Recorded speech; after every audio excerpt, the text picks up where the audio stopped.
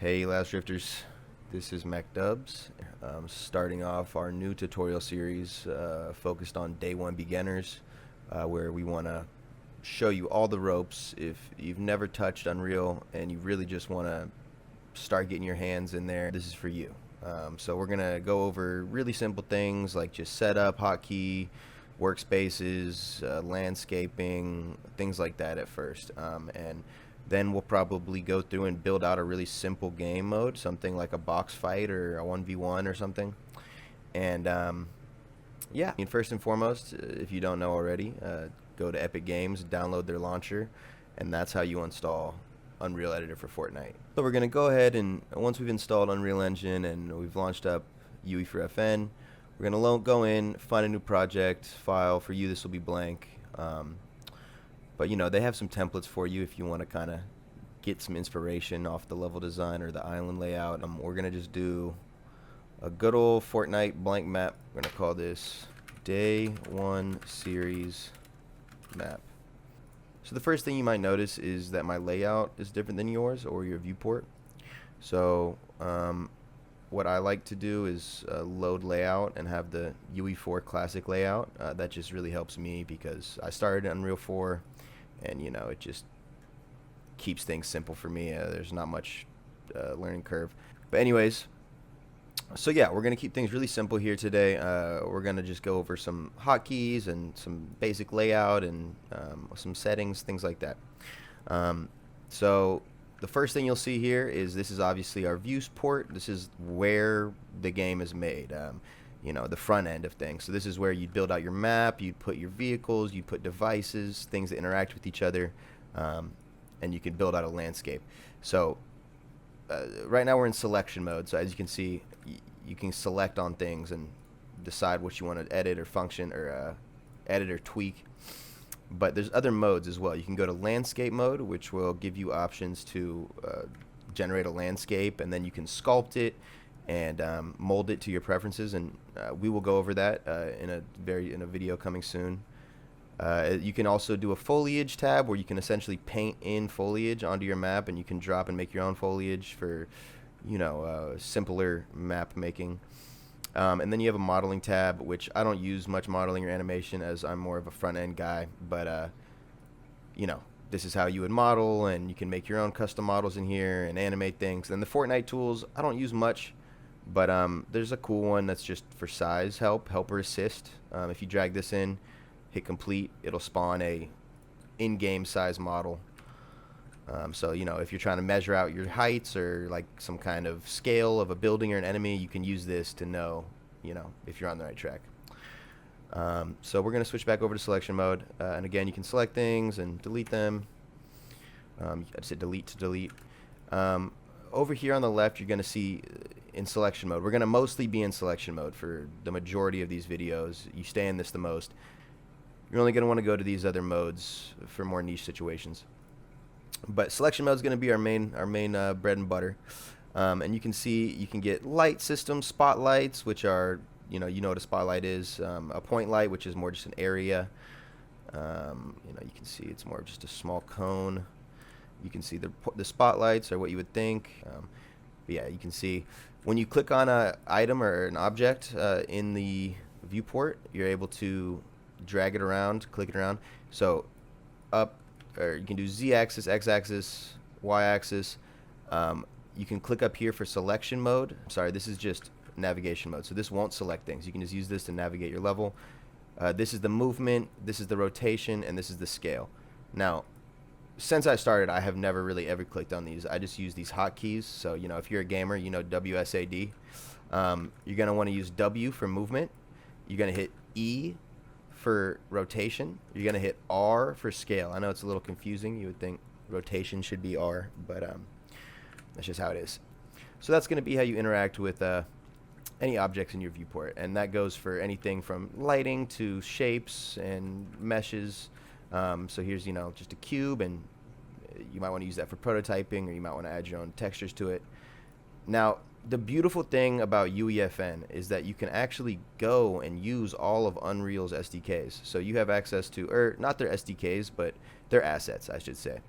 So you have access to their audio, their characters, their companions, their prefabs, items, inventory, like anything that Fortnite has, they essentially give you access to.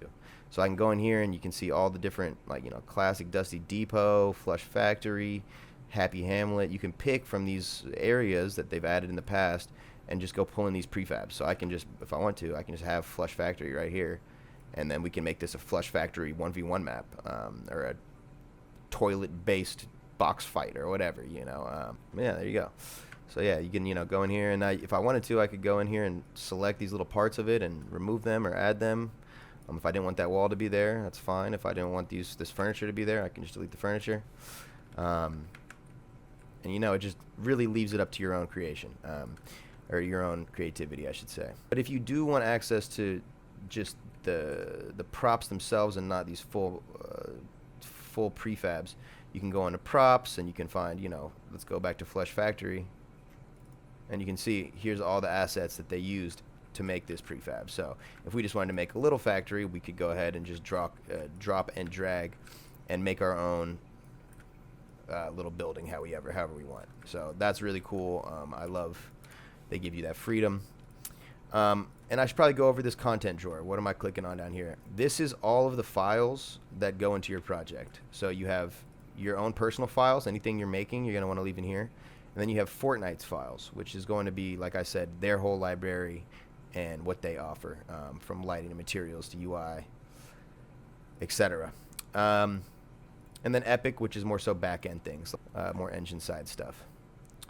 But yeah, so I mean, just get yourself acquainted with this. Remember W, E, and R for moving and rotating. You can go down here and, if you want to get comfortable, find this little find the props folder, and you can click on some, find some things to slap around and, make yourself a little scene, just to kind of get acquainted with everything. Say you wanted to make a bridge system, you can scale it up, have a big bridge or whatever. The world's your oyster. The last things I should probably mention in this first video are some of these snapping sizes. So right now I have it set to 1. So as you can see, it just drags 1 pixel at a time, or 1 unit at a time. But if I change that to, say, 64, then you see it snaps in 64 units at a time. And if I wanted to go all the way up, just to show you guys, like to 2,000, we're jumping big distances at a time. One more thing that is very helpful, I probably use this so much, is duplication. You can right-click on something and, go down and hit duplicate, or you can Control D and duplicate something. But the best thing to do, in my opinion, is just Alt drag. So say you have the movement, you select your item, you have it movable with W, or you can click here for movable, and then you're going to hold Alt and drag, and that will make an exact copy, an exact replica of whatever you have, and you can drag it however you. So say you want to do the same thing with rotation, take the rotation, hold Alt, and it'll drag an exact replica from that pivot point. So really helpful when you're trying to build, like, say, I wanted to build like a warehouse. I could literally just go boom, boom, boom. Obviously you need to be a little more precise than that, but it gives you a great idea of how you want to go about building out these scenes and these maps. And then say, I wanted to take this map, or take this roof and duplicate it. I could select this whole thing by, I'm shift clicking. Shift click. So you select one, shift click, shift. You're holding shift this whole time. And then I can hit Alt to drag, duplicate, and then E for the rotation. I'm going to turn it around 180 so it's opposite. And then get it roughly lined up with this, closed up, and then boom, we have a new little area, and it's obviously kind of ugly, but you get the idea. So yeah, that's I think a good place to stop. In this first episode, we went over the layout, all of the different modes that you can enter, what the content browser is, how to place, duplicate objects, rotate, scale.